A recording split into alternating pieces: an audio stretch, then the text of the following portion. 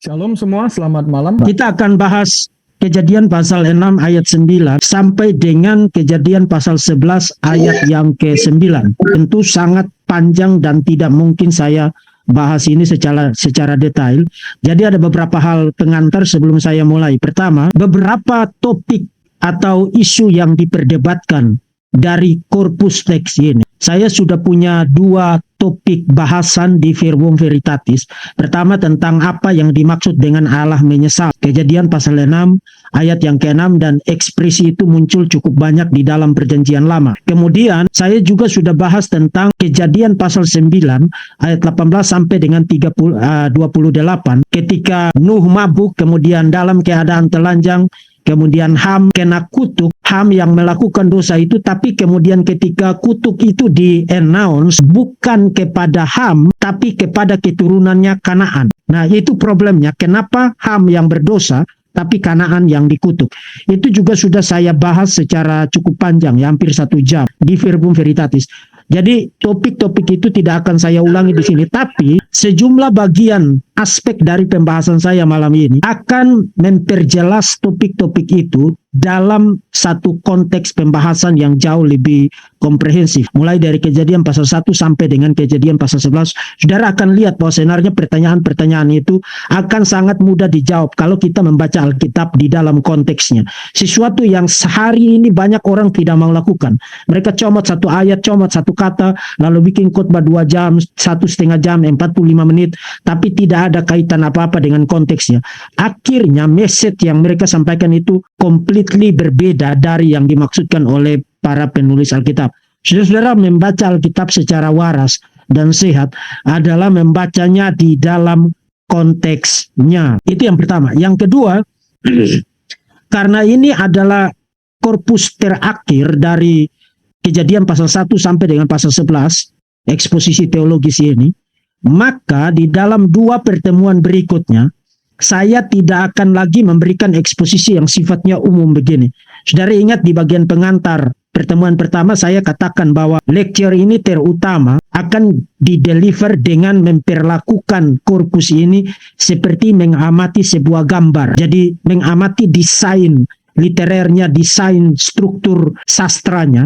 Kemudian kita menarik kesimpulan-kesimpulan berdasarkan literary konteksnya, konteks sastranya. Kemudian saya juga katakan bahwa lecture ini dimaksudkan untuk menekankan soal membaca korpus ini seperti kita melihat melalui sebuah jendela. Artinya pembacaan historikal. Nah, 2 aspek itu terus-menerus menjadi penekanan saya di dalam 5 pertemuan ini. Nah, di dalam pertemuan-pertemuan berikutnya, saya akan fokus untuk memberikan pembahasan eksegetikal dan eksposisional terkait dengan topik-topik yang sifatnya teologikal. Artinya yang menjadi pertanyaan kita dan kita bawa kepada teks untuk mendapatkan jawaban. Tentu saja jawaban-jawaban yang legitimate. Jadi topik-topik seperti apa kaitan Kejadian pasal 1 ayat 1 dengan Yohanes pasal 1 ayat 1, tentu itu ada kaitan karena menggunakan cluster of words, ya, kata-kata yang sama di dalam teks itu termasuk kaitannya dengan kristologi, atau misalnya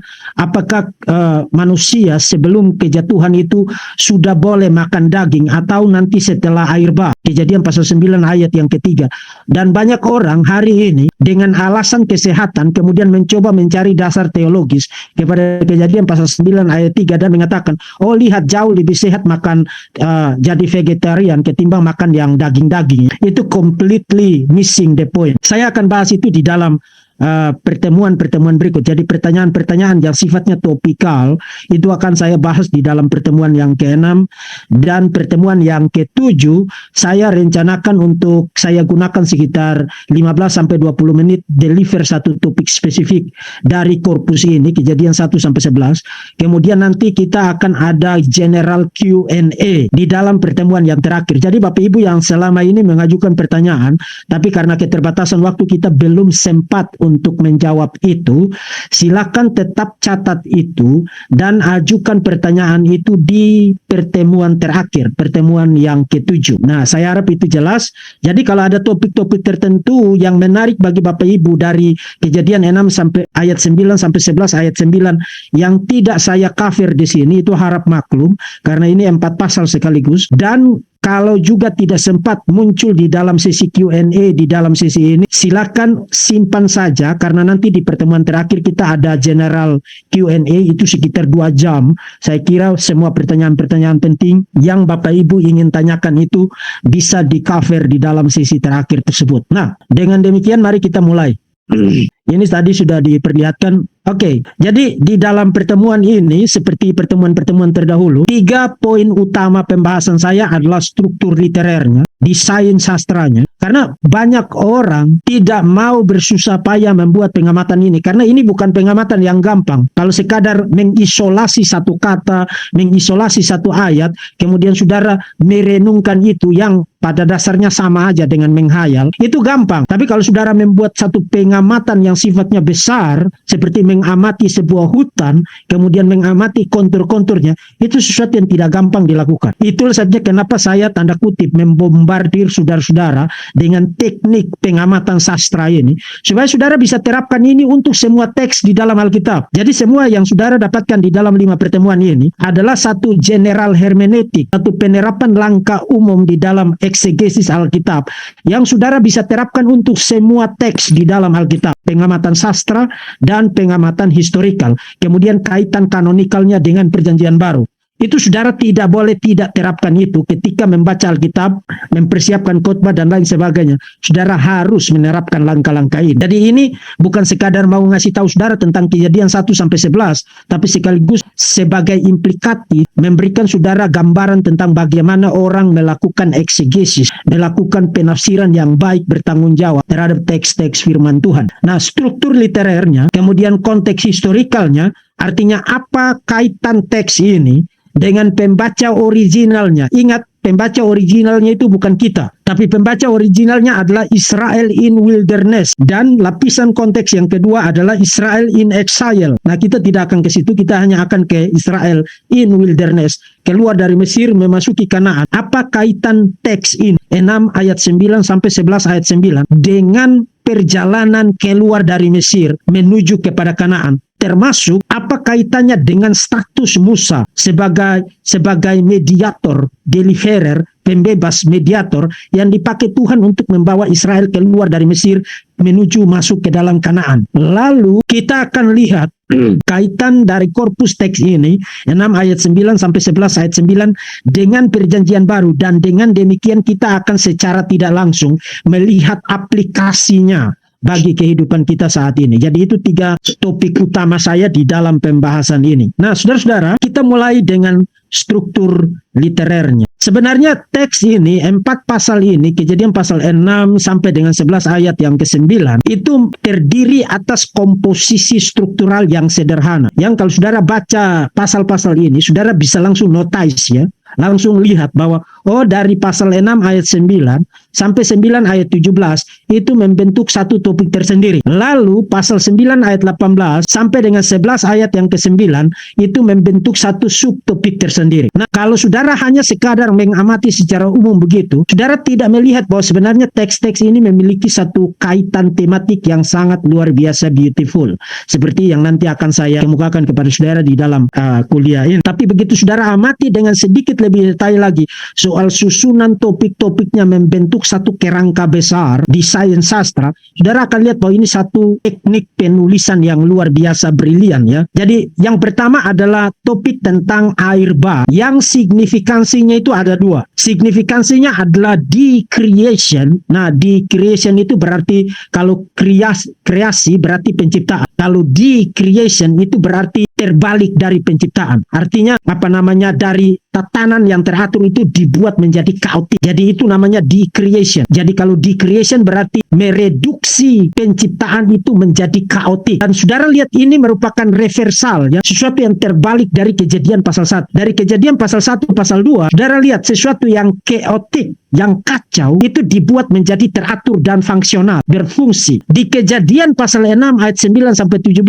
menjadi terbalik, sesuatu yang berfungsi Tuhan buat itu menjadi jungkir balik dengan cara yang juga persis menggemakan Kejadian pasal 1. Kalau saudara perhatikan Kejadian pasal 1, kaotik itu ditutupi oleh air kaotik. Kemudian dari dalam air itu muncul tatanan alam semesta. Jadi air kaotik kemudian muncul tatanan alam semesta keluar dari air kaotik. Di Kejadian pasal 6 ayat 9 sampai 9, 17 terbalik. Alam semesta yang sudah keluar dari air kaotik itu sekarang di-cover, ditutup kembali dengan air kaotik yang disebut dengan flood itu ya, air bah itu. Jadi ini adalah satu tindakan decreation, satu tindakan keterbalikan dari penciptaan. Tuhan mereduksi penciptaan menjadi kaos. Nah, jadi dengan kata lain, aspek yang pertama adalah aspek judgment, aspek penghakiman. Tapi saudara-saudara, saudara akan gagal membaca teks ini kalau saudara pikir air bah itu sekadar bicara tentang judgment. Dan saya kira banyak orang membaca teks ini, kemudian pulang dengan pesan yang dibawa pulang dari pembacaannya. Seakan-akan teks ini sekadar bicara tentang judgment. That's it. Manusia berdosa, hatinya semata-mata memikirkan kejahatan dan kekerasan,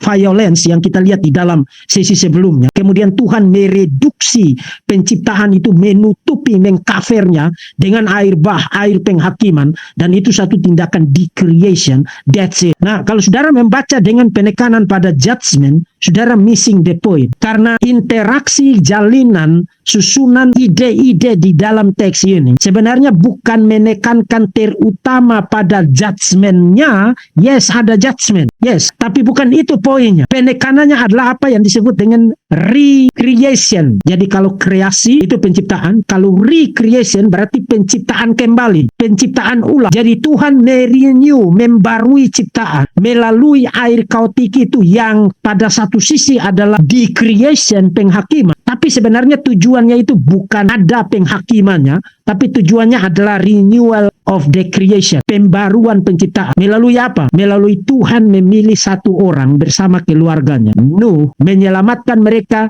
melalui air kaotik itu. Kemudian nanti Tuhan menetapkan kavenannya dengan keluarga yang diciptakan ini, terutama tokoh kuncinya adalah Nuh, untuk memulai apa yang disebut pada poin kedua, satu new order, satu tatanan baru. Nah, sekarang saudara mulai lihat interaksi dan jalinan ide-idenya itu nyatu satu sama lain. Jadi decreation, recreation dimaksudkan untuk membawa manusia yang dipilih, Nuh dan keluarganya, terutama Nuh, untuk memasuki satu new order, satu tatanan baru, satu dunia baru yang dibahas di dalam pasal 9 ayat 18 sampai dengan 11 ayat yang ke-9. Jadi itu gambaran besar tentang pasal-pasal ini. Nah, sekarang mari kita lihat sedikit lebih detail tentang dua pokok utama ini. Kita mulai dari pasal 6 ayat 9 sampai dengan pasal 9 ayat yang ke-17. Saudara yang ikut kuliah dari saya, saudara langsung notice ini struktur apa. Ini adalah struktur kiastik. Dan yes, Musa ini adalah seorang sastrawan yang sangat luar biasa, brilian ya. Saudara lihat dari sesi kuliah saya, pertemuan pertama sampai dengan sekarang, saudara tidak mungkin tidak kagum terhadap bagaimana Musa mengkomposisi teks-teks ini. Saudara lihat ya, pasal 6 ayat 9 sampai dengan ayat 22 itu bicara tentang kavenan awal atau inisial kavenannya. Terutama kalau saudara baca pasal 6 ayat yang ke-13. Berfirmanlah Allah kepada Nuh, aku telah memutuskan untuk mengakhiri hidup segala makhluk. Jadi ini judgment ya. Decreation. Aku telah memutuskan untuk mengakhiri hidup segala makhluk sebab bumi telah penuh dengan violence, penuh dengan kekerasan dan kekerasan oleh mereka. Jadi aku memusnahkan mereka bersama-sama dengan bumi.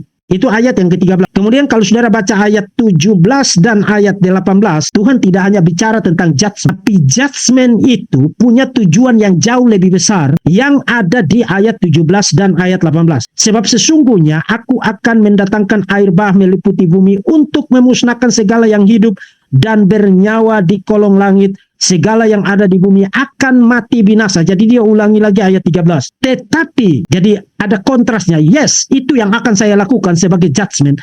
Tetapi, dan ini menegaskan tujuan yang jauh lebih besar. Tetapi dengan engkau, aku akan mengadakan perjanjian kavenanku, dan engkau akan masuk ke dalam bahtera itu, engkau bersama-sama dengan anak-anakmu dan istrimu dan istri anak-anakmu. Dan kalau saudara baca terus, bicara tentang binatang-binatang yang juga diselamatkan di situ. Jadi di creation, penghakiman, judgment, tapi judgment itu dideliver, dieksekusi oleh Tuhan untuk satu tujuan yang lebih besar. Judgment itu dimaksudkan melaluinya rencana keselamatan, tujuan penyelamatan melalui covenant awal dengan musuh itu terlaksana. Itu adalah deklarasi awal, covenant awal, inisial covenant yang dibicarakan menjadi poin utama dari pasal 7 ayat 1 sampai dengan 16. Nuh melalui covenant awal itu Tuhan berjanji akan menyelamatkan Nuh bersama keluarganya melalui air kautik itu. Dan nanti saudara akan lihat ini menjadi satu pola utama di dalam Alkitab. Ya. Ini Kejadian pasal 1, penciptaan itu muncul dari dalam air kaut. Lalu Kejadian pasal 7 dan seterusnya di dalam korpus ini, penyelamatan atau deliverance, pembebasan itu terjadi melalui apa? Terjadi melalui air kautik. Nanti itu terjadi lagi pada masa Israel. Saudara lihat Israel keluar dari Mesir, mereka melalui apa? Melalui Laut Teberau. Kemudian memasuki tanah perjanjian melalui apa? Menyeberangi sungai Yordan. Dan itu sebabnya kenapa saudara jadi Kristen, saudara harus baptis, masuk melalui air baptisan. Saudara lihat sekarang, Alkitab itu sangat luar biasa menyatu, tidak terpisahkan antara perjanjian lama dan perjanjian baru. Sangat beautiful. Dan itu sebabnya pemazmur mengatakan di dalam Mazmur 119 mengatakan, sebab Tauratmu itu beautiful, Tauratmu itu indah, firman Tuhan itu beautiful. Saudara bisa lihat pattern itu, pola itu bahkan tidak terpisahkan, tidak terputus, mulai dari perjanjian lama terus sampai kepada perjanjian baru. Kemudian bagian A yang paling bawah itu covenant berkelanjutan. Jadi Tuhan memulai satu covenant yang baru dengan Nuh, kemudian mengakhiri korpus itu pasal 8 ayat 20 sampai dengan pasal 9 ayat 27, terutama di pasal 8 ayat yang ke-22. Saudara lihat Tuhan mereestablish covenant itu, mengemukakan kembali covenant itu dengan menyatakan selama bumi masih ada akan berhenti musim menabur dan menuai, dingin dan panas, kemarau dan hujan, siang dan malam. Jadi Tuhan mereestablish penyelamatan, tindakan penyelamatan Nuh bersama keluarganya untuk tujuan membawa Nuh memasuki satu tatanan baru yang diproteksi oleh Tuhan. Selama bumi masih ada, takkan berhenti musim menabur dan menuai, dingin dan panas, kemarau dan hujan, siang dan malam. Nah, nanti kita akan kembali kepada teks ini, sangat indah kaitan tekstualnya. Tapi saudara lihat bahwa bagian A yang di atas dan bagian B yang di bawah mengapit sesi ini. Jadi sesi ini diapit dengan tema tentang apa? Tema tentang perjanjian, tema tentang covenant. Dan itu covenant tentang apa? Bukan covenant of judgment, tapi covenant of deliverance. Bukan perjanjian tentang penghakiman, tapi perjanjian tentang tindakan pembebasan, tindakan pembaruan, tindakan penyelamatan. Itu seperti tadi saya katakan, kalau saudara membaca pasal 6 sampai dengan pasal 9, itu semata-mata sebagai Tuhan marah, maka Tuhan menghukum, mematikan manusia-manusia yang berdosa dan tak seberapa itu. Saudara missing the point. Karena teks ini diapit dengan tema besarnya, tema utamanya, yaitu tentang covenant of deliverance, covenant pembebasan, covenant penyelamat. Kemudian di antara tema-tema besar ini, di yang paling tengah itu ada apa di situ? Divine remembrance. Allah mengingat. Jadi di antara covenant itu, covenant awal dan covenant akhir itu, ketika Nuh dan anak-anaknya sudah ada di tengah-tengah air yang menggelora dan membinasakan dan mematikan itu, kemudian dikatakan Allah mengingat Nuh bersama-sama dengan anaknya. Itu menjadi inti dari pasal 7 ayat 17 sampai dengan pasal 8 ayat yang kelima, divine remembrance. Nah, ini sesuatu yang menarik. Pokok penekanan dari teks ini adalah tentang covenant penyelamatan, covenant of deliverance. Karena itu mengapit teks ini 6:9 sampai 22, kemudian 8:20 sampai 9:17. Itu bicara tentang covenant, dan itu berarti secara sastra, secara struktural dimaksudkan untuk mengapit seluruh bagian ini. Lalu di antaranya itu, di paling tengah itu ada Allah mengingat. Nah, ini sesuatu yang menarik karena itu berarti covenant ini tidak dikemukakan oleh Tuhan secara sembarangan, tapi Tuhan mengingat covenant itu untuk mengeksekusinya dan merealisasikan. Itu penekanan dari teks ini. Jadi kalau saudara baca bagian ini, saudara tidak boleh membaca bagian ini terlepas dari tema tentang covenant penyelamatan, tindakan penyelamatan Allah. Nuh diselamatkan melalui air bah untuk memasuki satu tatanan dunia yang baru, dan itu membawa kita kepada teks berikutnya, yaitu pasal 9 ayat 18 sampai dengan pasal 11 ayat yang ke-9. Nah, tadi saya perlihatkan bahwa pasal 9 ayat 18 sampai dengan ayat 9 itu terkait erat dengan bagian sebelumnya, terutama dalam dua aspek. Yang pertama, bicara tentang anak-anak Nuh. Nah, anak-anak Nuh itu mendapatkan porsi yang cukup besar, ya. Pasal 9 ayat 18 sampai dengan pasal 10 ayat yang ke-32. Dan nanti sebentar lagi saudara akan lihat kenapa harus begitu. Itu bukan hanya ada kaitannya dengan bagian-bagian sebelumnya di dalam Kejadian pasal 11 ini, tapi nanti ada kaitan besarnya dengan Israel in wilderness, Israel di padang gurun. Kemudian Babel dikacaukan, pasal 11 ayat 1 sampai dengan ayat yang ke-9. Yang menariknya kalau saudara lihat di bawah itu juga didesain secara kiastik. Jadi manusia itu berkumpul di satu tempat, pasal 11 ayat 1 sampai 2. Kemudian bagian penutupnya itu manusia diserahkan. Jadi manusia berkumpul, ngumpul di satu tempat, lalu diapit dengan manusia diserahkan. Kemudian bagian B-nya itu bicara tentang manusia berencana. Mereka merencanakan membangun satu tower, satu menara yang puncaknya sampai kepada langit. Kemudian di bagian B yang bawah itu, pasal 11 ayat 6 sampai 7 itu bicara tentang divine plan. Kontras dengan rencana manusia. Dan di antaranya, di tengah-tengahnya itu ada Tuhan menginvestigasi, melihat apa yang dilakukan oleh manusia. Jadi itu satu struktur simetris yang reversal, yang terbalik. Paralel secara kontras, paralel secara terbalik. Di satu sisi ada rencana manusia untuk membangun nama bagi dirinya sendiri. Saudara lihat di dalam pertemuan sebelumnya, itu menjadi motif utama di dalam korpus sebelumnya, ya. Kain dan keturunannya membangun kota untuk membangun nama bagi diri mereka. Setelah air bah, manusia masih meneruskan dosa itu, bahkan dengan rencana yang jauh lebih bombastis, ya, membangun menara yang puncaknya sampai ke langit. Kemudian Tuhan bilang, no, itu tidak bisa dilakukan. Tuhan menyerahkan manusia dan mengkacau balaukan bahasa mereka. Jadi saudara lihat bahwa bahkan sampai dengan setelah air bah dieksekusi, menghukum manusia, manusia tetap berdosa. Manusia tetap berdosa, dan ini mengatakan satu hal yang sangat penting, dan kemudian nanti ditegaskan dengan sangat kuat di dalam perjanjian baru. Manusia tidak bisa diubah dengan judgment. Satu kali lagi, manusia tidak bisa diubah dengan judgment. Kalau saudara berpikir bahwa anakmu, saudara tinju, saudara pukul, bahkan saudara hantam dia, dan itu membuat dia akan berubah. No. Saudara lihat di dalam Alkitab, penghakiman Tuhan tidak pernah mengubah manusia. Penghakiman Tuhan dimaksudkan untuk mencegah, untuk mengekang, supaya orang ada takutnya. Tapi orang takut kan bukan berarti dia berubah. Kalau saudara pasang kabel yang ada kabel telanjang yang ada listriknya supaya pencuri tidak masuk, dia tidak masuk karena apa? Karena dia takut kesetrum, kemudian mati. Tapi bukan berarti dia tidak punya keinginan untuk mencuri. Selagi dia punya keinginan untuk mencuri, kebiasaan untuk mencuri, next time you tidak pasang kabel listrik, dia akan mencuri lagi. Jadi judgment tidak mengubah manusia. Itu saudara lihat bahkan mulai dari kitab Kejadian. Judgment itu hanya dimaksudkan untuk menghukum, karena dosa adalah pelanggaran, pelecehan terhadap Allah, maka dihukum melalui penghakiman, termasuk punya manfaat untuk deterrent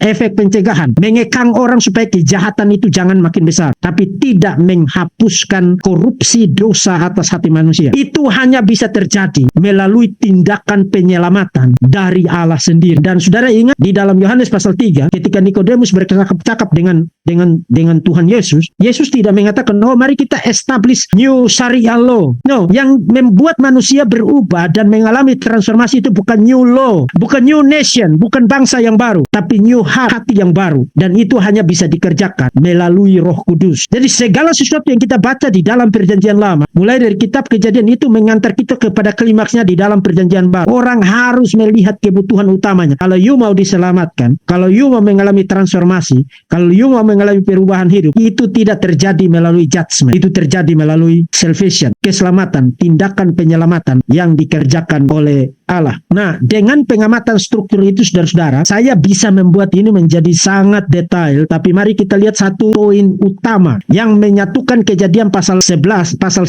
6 ayat yang ke-9 sampai dengan pasal 11 ayat yang ke-9 adalah tema tentang New Adam. Saudara akan membaca Alkitab secara tidak bertanggung jawab kalau saudara kehilangan tema bahwa Nuh sebenarnya dipilih oleh Tuhan menjadi mediator covenant baru itu, covenant dengan Nuh itu, covenant baru itu. Saudara akan missing the point kalau saudara tidak lihat bahwa Nuh dipresentasikan sebagai New Adam, sebagai Adam yang baru, dan sekaligus ini nanti akan menjawab banyak pertanyaan terkait dengan hal-hal detail di dalam teks ini. Mari kita lihat. Saudara lihat paralel antara Nuh dan Adam. Saudara tidak mungkin tidak lihat paralel ini. Khusus hanya pasal 8 saja, Kejadian pasal 8 saja. Saudara pasti akan lihat ini. Pasti akan lihat ini. Sorry, di atas ini bukan pasal 9 ayat 18, tapi pasal 6 ya, sampai dengan pasal yang ke-9 ayat 17. Sorry, saya ya kasih dulu. Saudara tidak mungkin lihat ini. Saudara lihat pasal 1 ayat 2 kitab Kejadian bicara tentang air kauti. Pasal 8 ayat 2 juga bicara tentang air kauti. Pasal 1 ayat 2 bicara tentang roh Allah melayang-layang, dan banyak penerjemah itu menerjemahkannya sebagai wind from God. Misalnya Bruce Waltke ya. Nah, saya tidak setuju dengan penerjemahan itu. Tapi saudara lihat gagasan idenya. Kata bahasa Ibrani yang digunakan itu sama, ruah yang digunakan itu sama.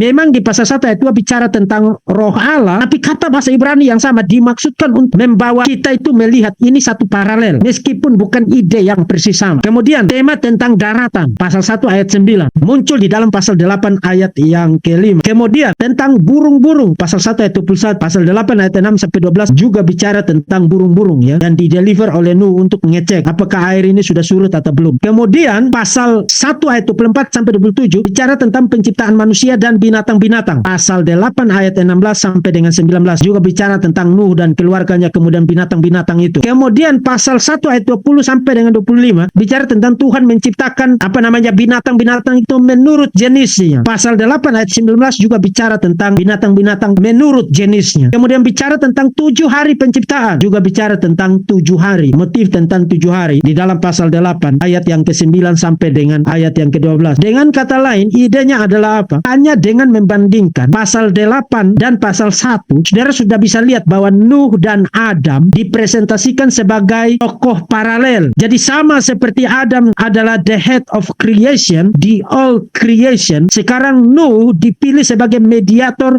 of the new creation. Adam adalah mediator dari penciptaan yang lama, sekarang Tuhan memilih new Adam, Nuh, sebagai mediator dari penciptaan yang baru melalui air bah. Tapi bukan hanya itu, paralel itu juga muncul dalam distribusi ide ini. Saudara lihat pasal 1 ayat 28a bicara tentang beranak cuculah dan bertambah banyaklah. Pasal 8 ayat 17 ide yang sama dikemukakan lagi, berkembang biak dan bertambah banyak di bumi. Ide yang paralel. Jadi pasal 1 ayat 28, pasal 8 ayat 17 itu memiliki ide yang paralel. Ini kita masih bicara tentang paralel pasal 1 ayat 8, pasal 1 dan pasal 8. Kemudian pasal 1 ayat 27, Allah menciptakan manusia menurut gambarnya, menurut gambar Allah diciptakannya dia, laki-laki dan perempuan diciptakannya mereka. Ide itu diulangi kembali di pasal 9 ayat yang ke-6. Sebab Allah membuat manusia menurut gambarnya sendiri. Jadi manusia diciptakan menurut gambar dan rupa Allah, mengapit Kejadian pasal 1 dan pasal 9, dan in between-nya itu ada tema tentang mandat budaya, beranak cuculah dan bertambah banyaklah, berkembang biak dan bertambah banyak di bumi. Dimaksudkan untuk saudara harus membaca teks ini sebagai satu kesatuan. Jadi sama seperti di dalam penciptaan yang lama, mandat itu diberikan kepada Adam di dalam new creation, penciptaan baru, setelah flood, setelah air bah, renewal of creation, pembaruan penciptaan. Mandat itu sekarang diberikan kepada Nuh. Jadi Nuh adalah the new Adam in the new creation. Nuh adalah Adam yang baru di dalam penciptaan yang baru. baru. Tapi bukan hanya itu. Saudara lihatin. Kalau saudara baca pasal 1, Kejadian pasal 1, dunia ini, kosmos itu fungsionalitasnya itu terjadi dalam 3 aspek. Agrikultur, kemudian cuaca, kemudian waktu. Kalau saudara baca pasal 8 ayat 22, 3 fungsionalitas itu muncul dalam posisi terbalik. Agrikultur, cuaca, waktu. Selama bumi masih ada, takkan berhenti musim menabur dan menuai. Bicara tentang agrikultur. Kemudian dingin dan panas, kemarau dan hujan. Bicara tentang apa? Cuaca. Kemudian siang dan malam, waktu. Di dalam Kejadian pasal 1, setiap kali Tuhan selesai menciptakan, jadilah petang, jadilah pagi, itulah hari pertama. Jadilah petang, jadilah pagi, itulah hari kedua. Waktu. Di penciptaan baru, waktu itu di reverse ya. Kalau di penciptaan lama, jadilah petang, jadilah pagi. Sekarang siang dan malam, reverse, terbalik. Tapi 3 aspek fungsionalitas kosmos itu diulangi kembali, ditegaskan kembali di dalam tatanan dunia yang baru, new order yang baru, new creation, yang mediatornya adalah Nuh. Mengindikasikan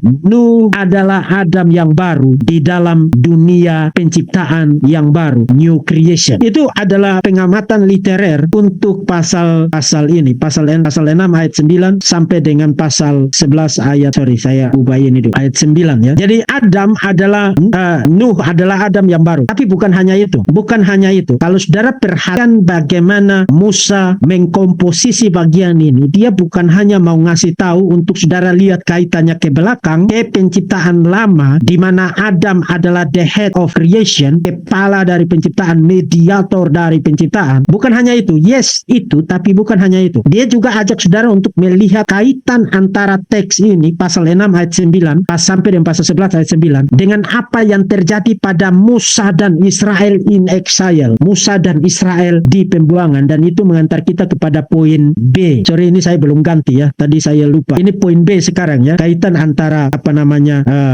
masih ada satu paralel lagi. Kalau saudara baca di pasal 9, saudara lihat ada paralel yang lain tentang Adam dan Nuh ya. Terutama mengenai kejatuhan. Hanya khusus tentang tema mengenai kejatuhan aja. Di pasal 3, Adam dan Hawa jatuh karena makan buah. Di pasal 9, Nuh juga jatuh karena masalah buah anggur. Hambanya itu nanam anggur, kemudian dia tap sampai pagi, lalu jatuh, telanjang. Kemudian kejatuhan itu terkait dengan ketelanjangan, pasal 3 ayat 7. Nuh juga begitu, pasal 9 ayat 21. Dan buah itu mempengaruhi kesadaran mereka. Adam dan Hawa sadar mereka telanjang. Nuh terbalik, dia tidak sadar dia telanjang karena dia lagi mabuk, pasal 9 ayat 21. Lalu pasal 3 ayat 1 sampai 5 bicara tentang iblis ya. Setan itu menggoda Adam dan Hawa untuk jatuh. Si penggoda, pasal 9 ayat 22, memparalelkan Ham. Saudara lihat ya, memparalelkan Ham dengan iblis di Taman Eden. Dan nanti saudara akan lihat kenapa keturunan Ham itu harus diperangi. Karena dari segi distribusi literernya, Ham sudah dikarakterisasi sebagai the seed of the serpent, keturunan setan, keturunan ular, yang sudah dimulai di Kejadian pasal 3. Jadi di Kejadian pasal 3 yang menggoda, tempternya itu adalah ular. Di Kejadian pasal 9, tempternya itu adalah Ham. Kemudian pasal 3 ayat 15, keturunan ular dikutuk. Dan di pasal 9 ayat 25, keturunan penggoda dikutuk. Itu saya banyak orang bertanya, kenapa Ham yang berdosa, kok Kanaan yang dikutuk? Itu karena saudara tidak perhatikan distribusi ide literernya. Makanya tadi saya katakan di dalam pengamatan ini saja pertanyaan-pertanyaan kita itu dijawab. Ham dikutuk, Kanaan dikutuk, keturunan Ham dikutuk, bapak orang Kanaan itu dikutuk, Kanaan dikutuk, karena dalam perspektif paralel literernya Ham diparalelkan dengan setan, dan kutuk itu bukan hanya kutuk kepada setan tapi juga kutuk kepada keturunannya. Jadi untuk membuat paralel itu, distribusi kutuk di pasal 9 ayat 22 harus di-announce kepada keturunan Ham, dan itu nanti berkelanjutan dalam tema tentang conquest ya, penaklukan terhadap suku-suku di Kanaan ya, kota-kota di Kanaan itu. Jadi saya kira pertanyaan itu sudah bisa dijawab. Kenapa Kanaan yang dikutuk ketika yang berdosa adalah Ham? Karena desain literer semacam ini. Kemudian ketelanjangan itu ditutup. Tuhan kemudian menutup, mengkafir ketelanjangan Adam dan Hawa. Di pasal 9 ayat 23 kita juga lihat ya, Sem dan Yafet berjalan membelakangi papanya, kemudian mereka menutupi ketelanjangan Nuh. Jadi sama seperti Nuh dan Adam adalah mediator dari penciptaan baru, dan Adam jatuh, demikian juga Nuh, mediator dari new creation pun jatuh dengan elemen-elemen naratif yang persis paralel dengan kejatuhan Adam dan Hawa di Taman Eden. Jadi Nuh adalah Adam yang baru. Oke, tapi bukan hanya itu. Teks ini juga ada kaitannya ke depan, dan mari kita lihat konteks sejarah dari pasal 6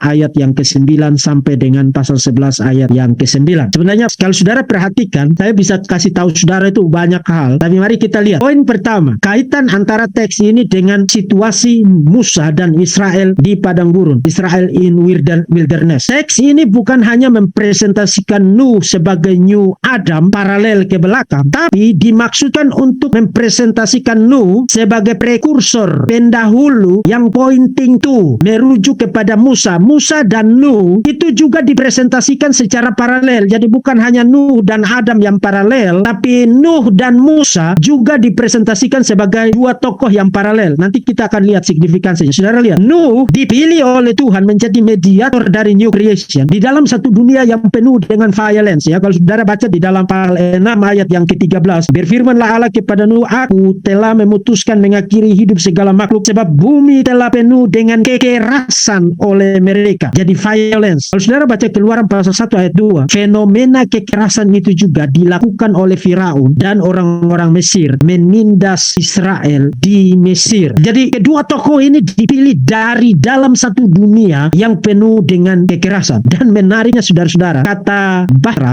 Bahra di Kejadian pasal 6 sampai dengan 9 yang digunakan untuk Nuh nanti hanya muncul lagi di dalam seluruh Pentateuch, khususnya untuk palungan yang dipakai oleh mamanya Musa membuang Musa ke dalam sungai Nil itu, dan palungan itu menggunakan kata bahasa Ibrani yang sama untuk bicara tentang Musa ditaruh di situ. Jadi motif tentang Bahra sama seperti Nuh diselamatkan melalui Bahra. Orang tua Musa juga berupaya menyelamatkan Musa dari rencana dan maklumat pembunuhan ya terhadap anak laki-laki Israel oleh Firaun, menyelamatkannya dengan menaruhnya di dalam sebuah Bahra. Nah, tentu saja ukurannya tidak sama besar dengan punya Nuh, tapi saudara lihat kaitan leksikalnya di situ menggunakan kata bahasa Ibrani yang sama. Kemudian sama seperti Nuh dipilih oleh Tuhan, lalu Tuhan memilih dia dengan covenant. Demikian juga tema tentang covenant antara Musa dan Israel itu menjadi tema utama di dalam Keluaran pasal 19 ayat yang ke-24. Jadi Israel adalah umat perjanjian, umat covenant, tapi perjanjian itu dilakukan dengan siapa sebagai mediatornya? Moses. Kemudian seluruh penciptaan ini juga adalah satu lingkungan penciptaan, sphere of existence yang dipelihara oleh Tuhan melalui covenant. Tapi siapa mediatornya? Nuh. Jadi sama seperti Nuh adalah mediator covenant dengan creation, Musa adalah mediator covenant dengan Israel. Kemudian penghakiman melalui air. Penghakiman melalui air. Tuhan menghapuskan manusia, menghukum manusia dengan flood, air bah, Kejadian 6 sampai 9. Firaun dan bala tentaranya juga diselesaikan oleh Yahweh melalui air laut Teberau yang melaluinya Israel diselamatkan. Kemudian ada angin. Pasal 8 ayat yang pertama, maka Allah mengingat Nuh dan segala binatang liar dan segala ternak yang bersama-sama dengan dia dalam bahtera itu, dan Allah membuat angin menghembus melalui bumi sehingga air itu turun. Motif yang sama muncul di dalam Keluaran pasal 14 ayat 21. Kemudian bicara tentang binatang-binatang diselamatkan melalui bahtera itu. Jadi bukan hanya Nuh dan keluarganya yang diselamatkan, tapi juga binatang-binatang itu diselamatkan. Saudara perhatikan di Keluaran pasal 1 ayat 40 dikatakan, dan mereka Israel keluar dengan membawa banyak binatang dari dalam Mesir. Nah, pause dulu sampai di sini karena saya ada satu catatan kaki untuk tema tentang binatang. Saudara perhatikan ada satu tema ironis yang muncul di dalam pasal 6 ayat 9 sampai dengan pasal 11 ayat yang ke-9 adalah di satu sisi semua manusia di muka bumi itu dimatikan oleh Tuhan kecuali Nuh dan keluarga karena mereka dipilih sebagai umat pilihan, mediator dari penciptaan. Tapi di sisi lain Tuhan menyelamatkan binatang-binatang, dan bukan hanya menyelamatkan binatang-binatang, tapi menyelamatkan binatang dari semua jenisnya, berpasangan, yang jantan dan yang betina. Nah, mungkin saudara pikir ya supaya nanti kan mereka berkelanjutan, tapi kalau saudara tidak lihat poin ironisnya, saudara kehilangan sesuatu yang sangat penting dari teks itu. Saudara lihat kejahatan manusia yang mulai dari pasal 4 sampai dengan pasal 6 membuat manusia itu bahkan tidak layak untuk diselamatkan lebih daripada Tuhan menyelamatkan binatang-binatang. Kalau saudara lihat distribusi kuantitas yang diselamatkan di dalam bahtera itu, pertanyaannya adalah begini, simpelnya begini saudara, supaya saudara nangkap poinnya. Jauh lebih banyak mana? Manusia yang diselamatkan atau binatang-binatang yang diselamatkan? Jauh lebih banyak binatang-binatang diselamatkan oleh Tuhan ketimbang manusia, karena manusia kondisi hatinya, kejahatan hatinya, korupsi dosanya membuatnya setelah menjadi sedemikian jahat to the the point, bahkan nilainya untuk diselamatkan saja bahkan jauh lebih rendah daripada binatang. Tuhan bahkan memilih binatang-binatang itu jauh lebih banyak diselamatkan ketimbang menyelamatkan manusia. Itu poin ironis yang sangat kental sekali di situ. Saudara-saudara, kalau saudara menjadi sedemikian jahat, saudara menjadi sedemikian dikorupsi oleh dosa dan kejahatan, saudara sedang mendegradasi nilai diri saudara to the point saudara bahkan lebih rendah daripada binatang. Dan itu terlihat poin ironis itu di dalam Kejadian pasal 6 dan seterusnya sampai dengan pasal 11. Tuhan memilih menyelamatkan lebih banyak binatang dibandingkan dengan menyelamatkan manusia. Itu ironis itu. Karena apa? Karena korupsi dosa dan kejahatan yang membuat manusia itu mendegradasi dirinya to the point nilai dirinya itu bahkan lebih rendah daripada binatang. Saudara-saudara, jangan hidup seperti binatang. Jangan hidup seperti manusia. Karena begitu you mengikuti tendensi korupsi dosa di dalam hatimu, sampai pada satu titik Tuhan akan memilih menyelamatkan babi ketimbang menyelamatkan kamu. Tuhan akan memilih menyelamatkan ayam dan komodo dan kadal dan kerbau ketimbang menyelamatkan kamu. Karena Tuhan yang diajarkan di dalam Alkitab adalah Tuhan yang membenci dosa. Dosa tidak pernah merupakan sesuatu yang enteng dan remeh bagi Tuhan yang ada di dalam Alkitab. Begitu kamu berdosa, mengikuti tendensi dosa itu, mengikuti nature keberdosaanmu, korupsi dosa itu,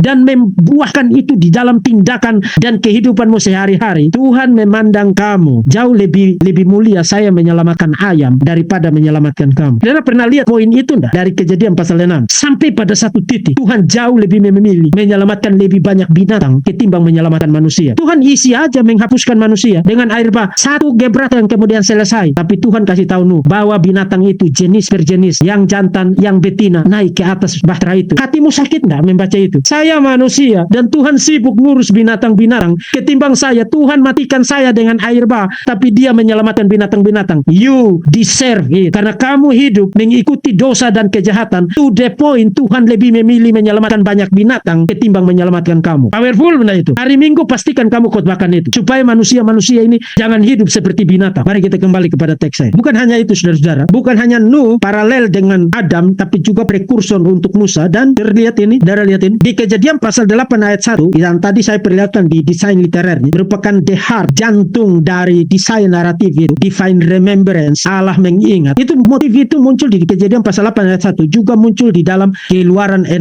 ayat yang ke-5. Kemudian alam semesta diberkati pasal 8 ayat yang ke-22 di situ. Selama bumi masih ada, takkan berhenti-henti musim menabur dan menuai, dingin dan panas, kemarau dan hujan, siang dan malam. Juga itu muncul, berkat itu muncul di dalam Ulangan pasal 11 ayat 12. Musa adalah Nuh bukan hanya new Adam, tapi prekursor bagi Musa. Jadi di dalam konteks ini, kalau saudara in case matanya, kenapa Musa mencatat paralel-paralel ini supaya orang melihat, oh ternyata Nuh bukan hanya paralel dengan Adam, tapi juga paralel dengan Musa. Karena apa? Saudara baca di dalam kitab Keluaran dan seterusnya, sampai dengan kitab Ulangan. Israel ini memang bangsa yang luar biasa tegar tengkuk. Mereka bukan hanya memberontak melawan Tuhan, tapi bahkan mereka menolak otoritas Musa. To the point, Harun dan Miriam sendiri juga memberontak melawan Musa. Saudara, kalau saudara orang Israel di padang gurun, kemudian Musa deliver materi ini kepada saudara, saudara akan lihat poinnya apa. Di tengah-tengah situasi pemberontakan Israel, bahkan Harun dan Musa, para pemimpin Israel, tua-tua Israel memberontak melawan Musa. Musa menggunakan narasi tentang Nuh untuk menegaskan perannya sebagai Nuh yang baru. Jadi seperti Nuh adalah the new Adam, Musa adalah the new Noah. Seperti Nuh adalah Adam yang baru, Musa adalah Nuh yang baru. Karena seperti Adam, Nuh adalah mediator penciptaan yang baru. Seperti Nuh, Musa adalah mediator dari covenant antara Yahweh dengan umatnya. Nuh dipakai Tuhan dalam rencana penyelamatan menuju kepada tatanan dunia yang baru, new order of creation. Musa dipakai Tuhan dalam rencana penyelamatan umatnya ke negeri perjanjian. Jadi kenapa Nuh, Musa membuat paralel-paralel ini untuk ngasih tahu Israel, tahan dirimu, jangan sok jago kau. Karena saya tidak berdiri di sini karena saya kurang kerjaan. Saya tidak berdiri di sini karena tidak ada toko yang terima saya sebagai pelayan atau kafe yang terima saya sebagai waitress. Saya berdiri di sini karena dipilih oleh Tuhan sebagai mediator antara kamu yang tegar tengkuk ini dengan Tuhan yang memiliki hidup kamu dan yang berbelas kasihan membawa kamu keluar dari Israel. Dan saudara, adalah salah untuk saudara bersikap otoriter. Salah. Tapi adalah satu dosa yang keji di mata Tuhan kalau kamu memberontak terhadap pimpinan yang dipanggil dan dipilih oleh Tuhan untuk memimpin. Saudara mungkin pikir, oh orang ini banyak kelemahan seperti seperti Harun dan Maryam juga berpikir begitu. Musa ini kok banyak kelemahan. Waktu saudara ngomong begitu, yang saudara bilang secara implikasi Tuhan itu bodoh. Karena pertanyaannya adalah, kenapa Tuhan tidak pilih kamu, tapi Tuhan pilih orang bodoh di mata kamu ini? Kenapa Tuhan tidak pakai kamu yang merasa diri pintar dan hebat? Oh, saya akan jauh lebih baik kalau saya jadi pemimpin. Tuhan tidak pakai kamu loh. Tuhan pakai orang bodoh di mata kamu itu, dan Tuhan pakai dia sebagai pemimpin. Musa bodoh, Musa lemah di mata Israel, di mata Harun, di mata Miriam. Tapi pertanyaannya, kenapa Tuhan pakai Musa dan kenapa Tuhan tidak pakai kamu yang merasa diri hebat ini? Begitu kamu mengangkat telunjukmu, membuka mulutmu, menentang dan melawan pemimpinmu, yang kamu lawan bukan pemimpinmu, tapi yang kamu lawan adalah Tuhan. Karena pertanyaannya sekarang, kenapa Tuhan tidak pakai kamu yang pintar-pintar dan hebat-hebat itu, tapi Tuhan pakai dia yang bodoh dan banyak kelemahan di mata kamu, tapi Tuhan pakai dia loh. Hati-hati. Jadi seorang pemimpin tidak boleh bersikap otoriter, tapi jabatan kepemimpinan itu memiliki otoritas Tuhan dan itu harus dihormati. Barang siapa mengangkat telunjuknya, membuka mulutnya, menentang otoritas kepemimpinan yang dimandatkan oleh Tuhan, membawa dirinya kepada kutuk yang sangat berbahaya. Dan saudara lihat Israel di padang gurun itu, satu generasi itu selesai, mereka tidak masuk ke tanah perjanjian, dimatikan, dibunuh oleh Tuhan di padang gurun karena tegar tengkuk dan sikap memberontaknya itu. Satu pelajaran yang sangat besar. Jadi harus ada wisdom untuk balance antara authority of leadership, otoritas kepemimpinan, dan sikap terhadap para pemimpin. Ajarkan ini kepada jemaat-jemaatmu. Jangan ajarkan ini supaya saudara menjadi otoriter dan mengendalikan dan memanipulasi mereka, tapi ajarkan mereka supaya mereka tidak kena kutuk dari Tuhan. Karena ingat, jabatan kepemimpinan spiritual itu, otoritasnya itu tidak berasal dari gereja, tidak berasal dari sinode, tidak berasal dari organisasi gereja, tapi berasal dari Tuhan, berasal dari Tuhan. Jadi lain kali kalau kamu mau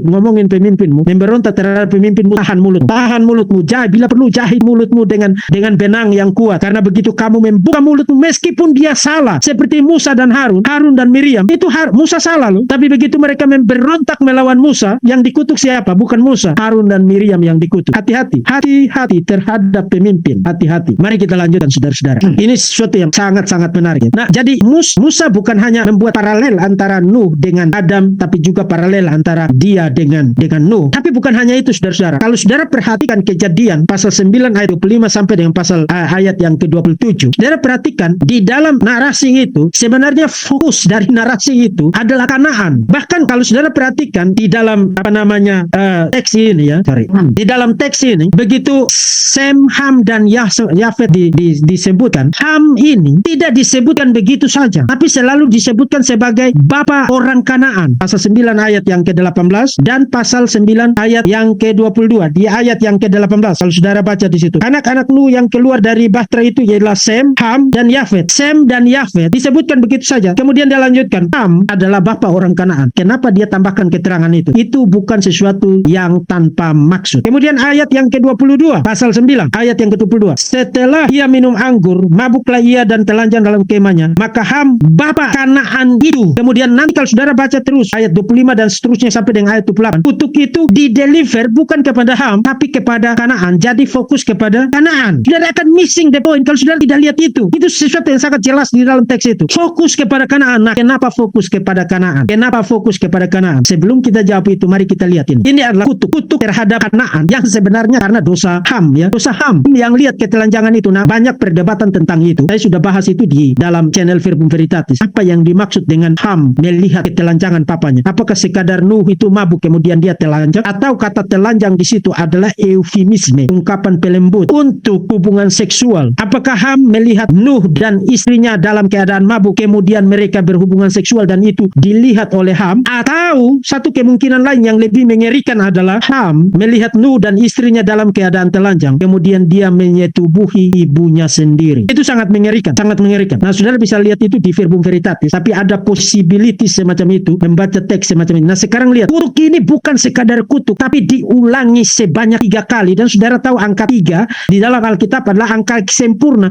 Artinya orang ini dikutuk secara sempurna di dalam teks ini. Terkutuklah Kanaan, kemudian saudara lihat, hendaklah ia menjadi hamba yang paling hina. Itu di ayat yang ke-25. Kemudian ayat yang 26, Kanaan menjadi hamba baginya. Kemudian di ayat yang ke-27, Kanaan menjadi hamba baginya. Jadi dalam konteks ini, saudara perhatikan, Kanaan bukan sekadar dikutuk, tapi dikutuk dengan satu penekanan yang sempurna ya. Bukan sempurna yang baik, tapi sempurna yang sangat mengerikan. Sebanyak 3 kali dikutuk, nama Kanaan diulangi. Dan itu memperlihatkan bahwa, dan saudara perhatikan di bagian terakhirnya, Allah meluaskan kiranya tempat kediaman Tuhan Yafet, dan hendaklah ia tinggal di dalam kemah-kemah Sem. Jadi even Yafet tinggal di kemah-kemah Sem, tetapi hendaklah Kanaan menjadi hambanya. Tapi kalau saudara baca di dalam bahasa Ibrani, sebenarnya terjemahan yang jauh lebih tepat adalah Yafet tinggal di kemah-kemah Sem supaya Kanaan menjadi hambanya. Dengan kata lain, Yafet dan Sem kemudian nanti berkolaborasi dan Kanaan menjadi hamba-hambanya. Dan saudara perhatikan di kemudian hari siapa yang merupakan keturunan Sem. Jadi di satu sisi ini kutuk yang sangat sempurna, perfect terhadap Kanaan, tapi di sisi lain merupakan penekanan tentang superioritas daripada Kanaan, superioritas daripada Sem. Siapa di kemudian hari yang menjadi keturunan dari Sem? Israel. Itulah sebabnya mereka disebut sebagai suku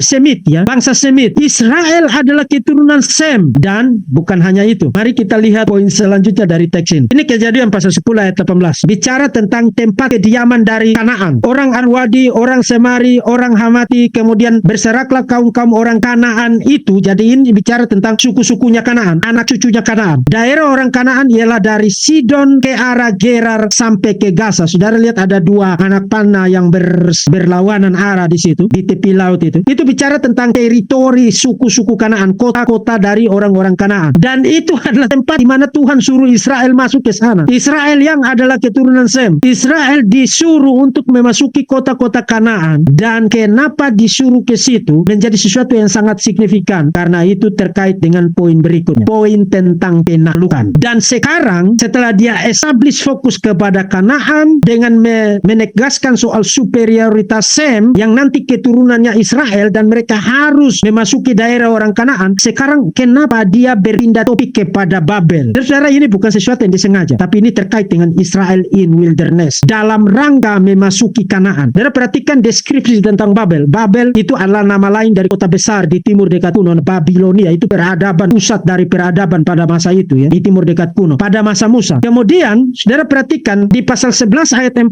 itu bicara tentang mereka berserak, ya. Pasal 11 ayat yang keempat dikatakan juga kata mereka, marilah kita dirikan bagi kita sebuah kota dengan sebuah menara yang puncaknya sampai ke langit.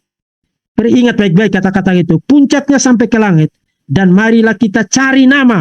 Jadi for the sake of name, ya, motif yang sama mulai dari Kain, supaya kita jangan berserak ke seluruh bumi. Persis apa yang mereka tidak inginkan, itu yang Tuhan lakukan pada mereka. Jadi kota besar ini dengan rencana hebohnya di dalam konteks waktu itu ingin supaya mereka tetap ada di situ, membangun kota yang kuat dengan menara yang tinggi-tinggi sebagai pusat sekuritas, keamanan, stabilitas. Tuhan bilang, "Nope, kamu berserak." Dan kata ini, saudara-saudara, kalau saudara baca di dalam konteks timur dekat kuno, digunakan dalam konteks peperangan. Saudara, picture-nya adalah pasukan itu maju berperang dalam satu kesatuan. Kemudian karena kekuatan mereka tidak seberapa, dikalahkan oleh pihak musuh, lalu menjadi kocar-kacir, berserak. Dan sambil mereka lari kocar-kacir berserak, pasukan musuh membunuh mereka dari belakang. Itu picture. Jadi picture di sini bukan sekadar Tuhan itu membuat mereka berserak, tapi ini picture tentang divine war, peperangan ilahi. Tuhan berperang melawan Babel.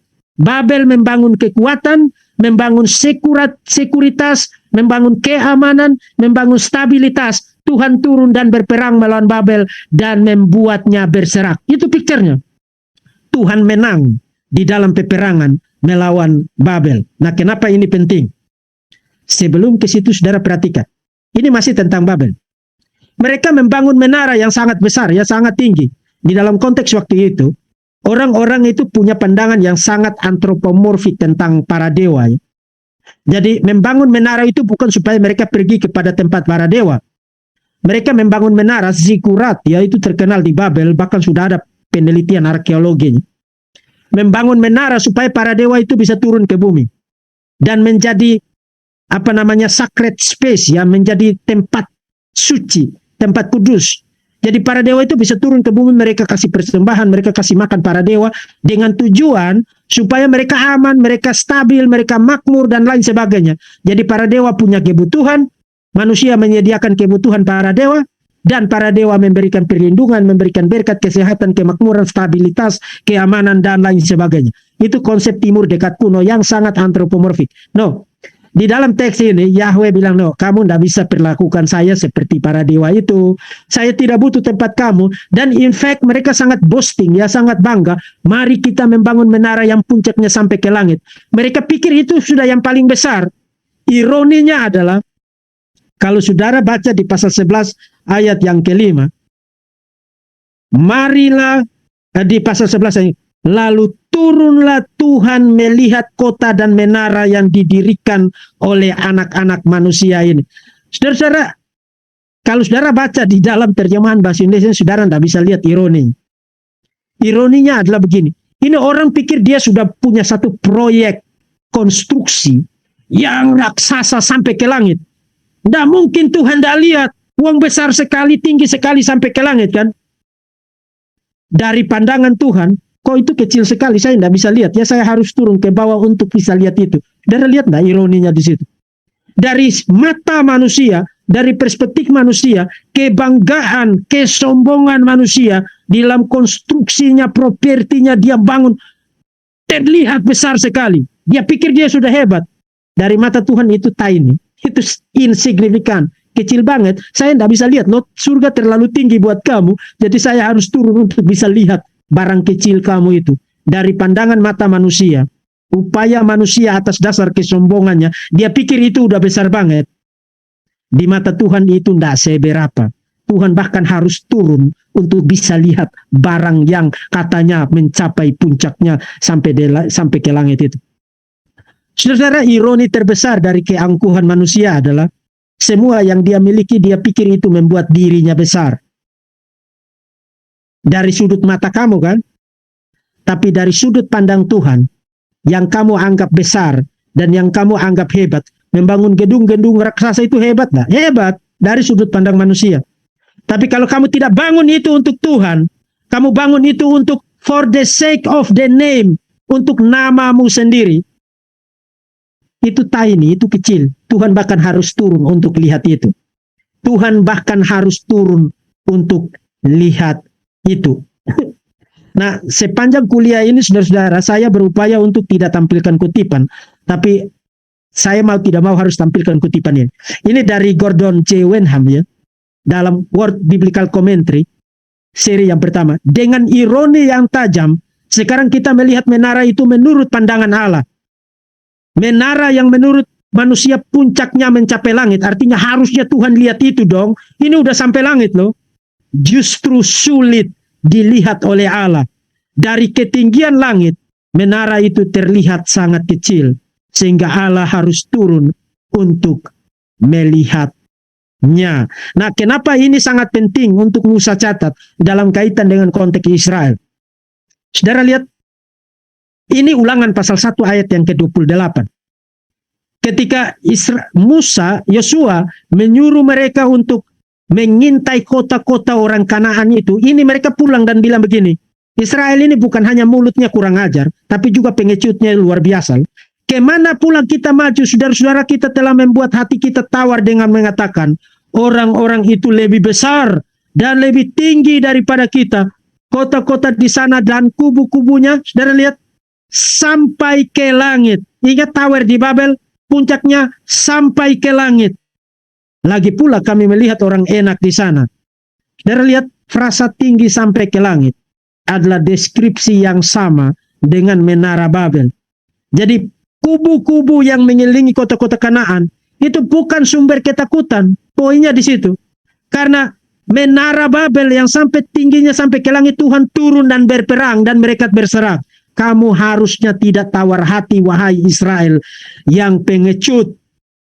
Maju taklukkan, karena itu dimandatkan Tuhan untuk kamu rebut dan menjadi milikmu. Kanaan akan diserahkan kepada Israel.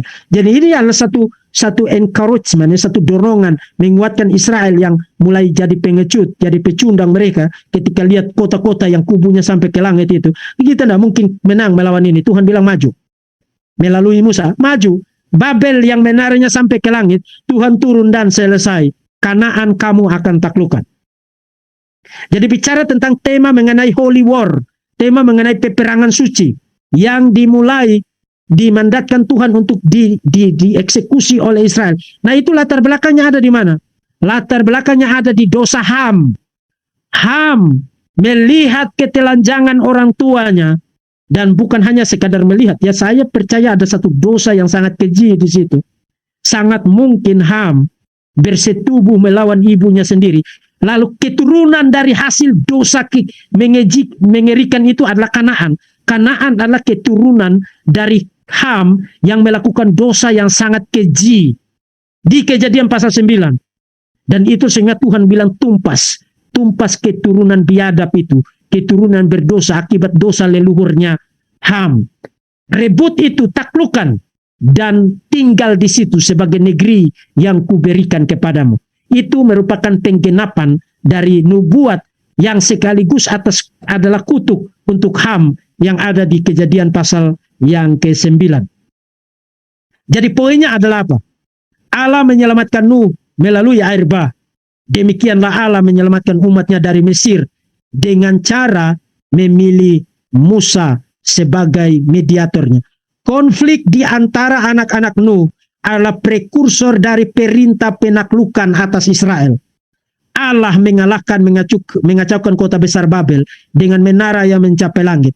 Demikianlah Allah akan menyerahkan Kanaan dengan kubu-kubunya yang mencapai langit kepada umatnya Israel. Nah, sekarang secara cepat saja karena tinggal 30 atau 20 menit lagi. Bagaimana hubungan ini dengan perjanjian baru? Saudara, hubungannya sangat kuat sekali. Saudara ingat tema utama dari Kejadian pasal 6 ayat 9 sampai 11 sampai 9 adalah covenant. Jadi Tuhan menyelamatkan, memilih Nuh memasuki satu dunia baru melalui covenant. Covenant di awal, kemudian covenant di re-establish di Kejadian pasal yang ke-8. Jadi melalui covenant. Kristus juga menyelamatkan kita melalui covenant, new covenant. Itu bahkan sudah dinubuatkan di dalam Yeremia pasal 31 ayat 31 sampai dengan ayat yang ke-33. Saudara bisa baca di sini. Sesungguhnya akan datang waktunya, demikianlah firman Tuhan. Aku akan mengadakan perjanjian baru dengan kaum Israel dan kaum Yehuda. Dan seterusnya. Saudara lihat. Lukas pasal 22 ayat 20. Demikian juga dibuatnya dengan cawan sesudah ia makan. Ia berkata, cawan ini adalah perjanjian baru oleh darahku yang ditumpahkan bagi kamu.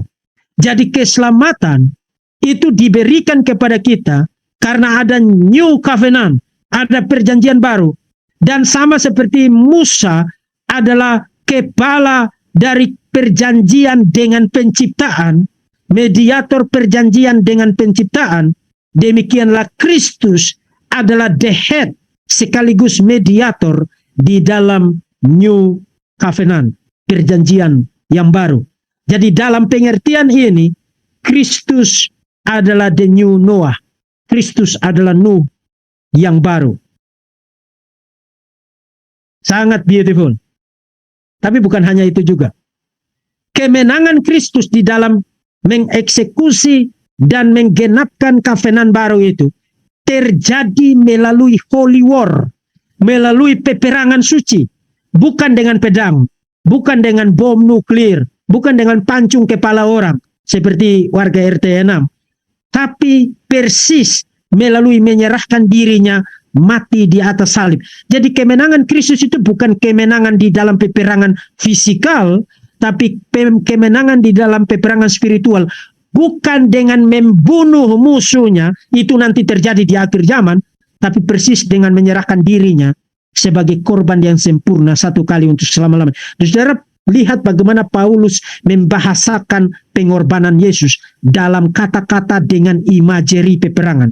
Ia telah melucuti pemerintah-pemerintah dan penguasa-penguasa, menjadikan mereka tontonan umum di dalam kemenangannya atas mereka.